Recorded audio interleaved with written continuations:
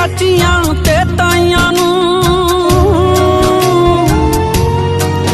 ਜੇ ਮੈਂ ਸੱਚ ਦੱਸ ਦਿੱਤਾ ਮਾਂ ਨੇ ਆਖਣਾ ਵੇ ਪੁੱਤਾ ਅੱਗ ਲੱਗੇ ਐਸੀਆਂ ਕਮਾਈਆਂ ਨੂੰ।